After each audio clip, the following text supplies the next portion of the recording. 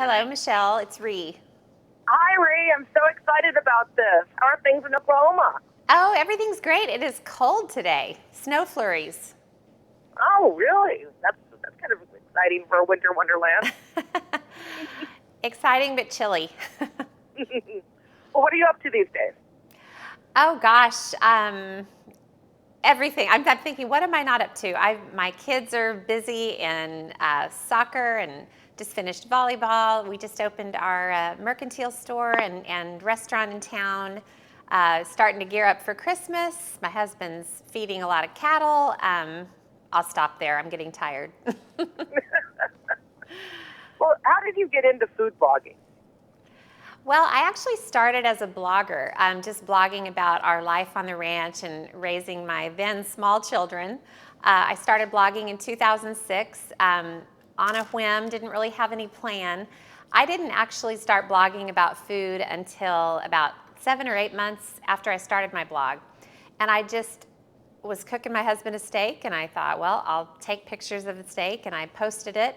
And the readers of my site said, do another one, so did another one, and that's literally how I started food blogging. It was just sort of an accident, and had no idea that it would, lead to years and years of food blogging and cookbooks and everything that's happened. But it's I love food. I love showing things in a step-by-step way, and that's really how it all started.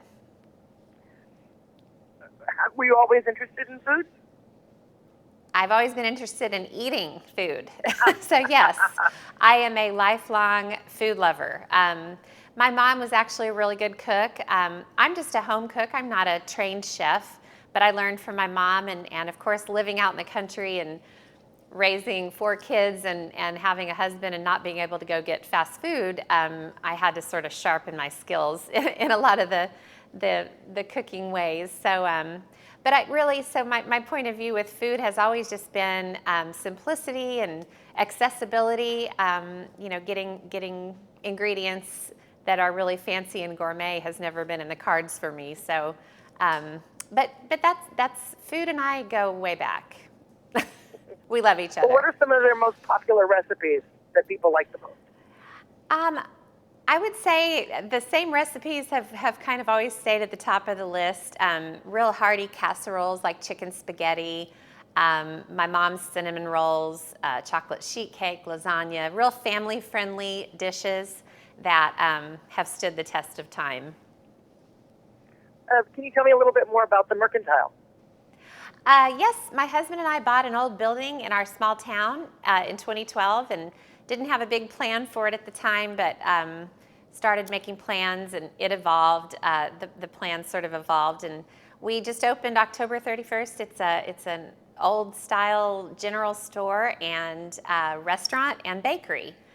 So feels really good to be open and not in construction anymore. I don't ever want to see another saw again. I mean, it is brand new. Halloween is a really brand new opening, so yeah, congrats on that. It's been a lot of fun. I do need a nap, though. It's been busy. Well, when I watch your show, it looks like you always need a nap with all the stuff you have to do. Well, this is a multitasking time of my life, but I have little tricks that get me through it and help me survive here and there. Well, what is Christmas like in your household? Christmas in the Drummond household is very food-centered, as it is in a lot of families. Most of our traditions center around food. We like to have a big Christmas Eve dinner. I love to deliver food gifts to friends and family. I won't say neighbors because we live on an isolated cattle ranch, but you know what I mean. And then we also have a big Christmas morning breakfast. So really, most of our holiday traditions are food related. What does the breakfast entail? Biscuits and gravy. Every single year. That's ours too. Sometimes we do quail, sometimes just good old sausage. Yum. Well, during the holidays, people get really busy, but they want to spend time with their families too.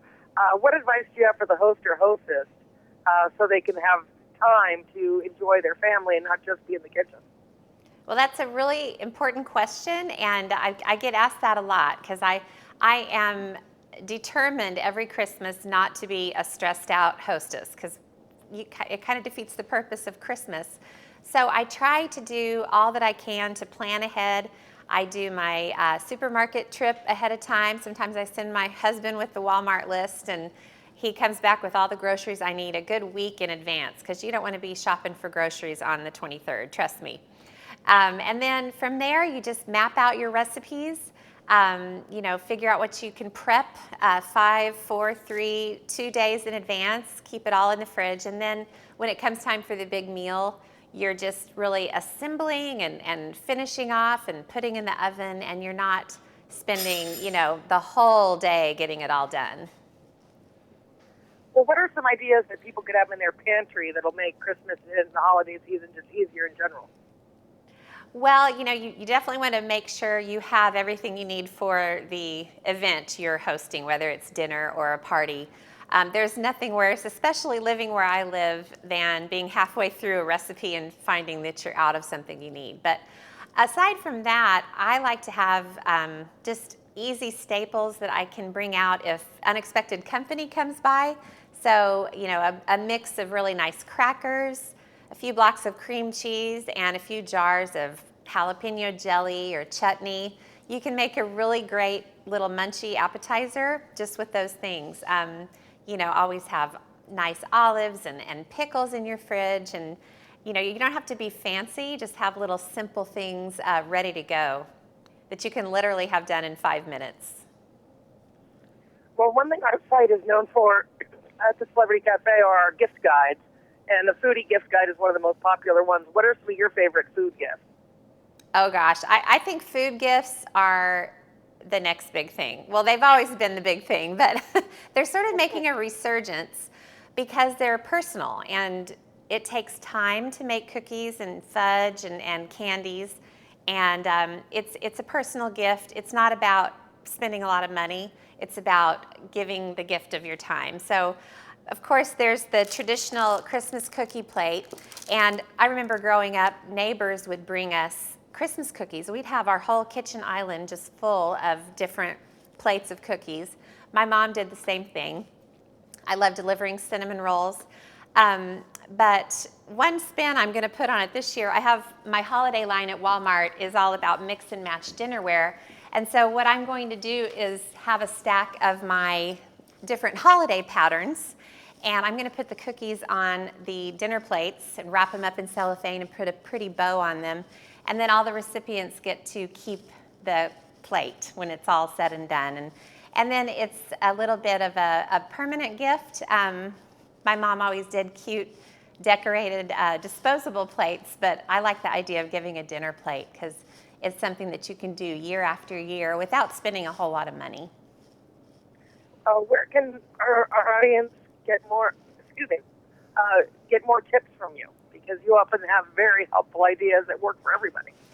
Well, I have tips and recipes and videos on walmart.com/thepioneerwoman and on thepioneerwoman.com. Please tell me about your books. I think you have 2 out, is that correct? I have 4 cookbooks now. I can't believe it. Oh, wow. It's a lot of cooking.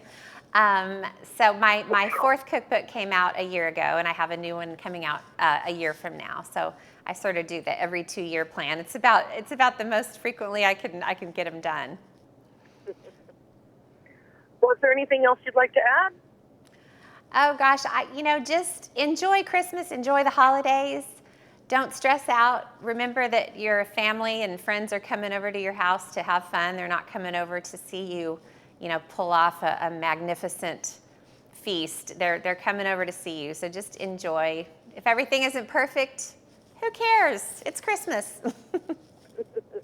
Well, thank you very much for your time. Happy holidays to you and your family. Thank you so much. You too. Have a great one. Bye-bye.